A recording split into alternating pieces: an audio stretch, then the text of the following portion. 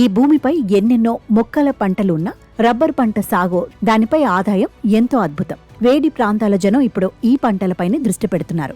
Rubber మొక్క 5 సంవత్సరాలలో చెట్టుగా మారి ఉత్పత్తిని ప్రారంభిస్తుంది. ఈ విధంగా దాదాపు 40 ఏళ్ల పాటు ఉత్పత్తిని ఇస్తుంది. అయితే రబ్బర్ చెట్లు ఏపుగా పెరగాలంటే సూర్యరశ్మి చాలా అవసరం. ఈ మొక్కలకు రోజుకు 6 గంటల సూర్యకాంతి కావాలి.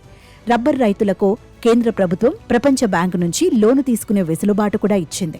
అడవిలో పెరిగే రబ్బర్ చెట్లు సాధారణంగా 43 మీటర్ల పొడవు ఉంటాయి. వాణిజ్య ప్రయోజనాల కోసం పెంచిన చెట్లు కొంత చిన్నవిగా ఉంటాయి.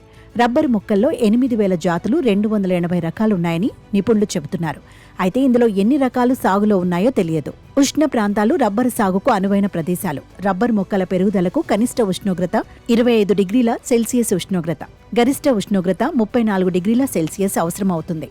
4 నుంచి 6 pH ఉన్న నేల రబ్బర్ సాగుకు అనుకూలంగా ఉంటుందని నిపుణులు అంటున్నారు.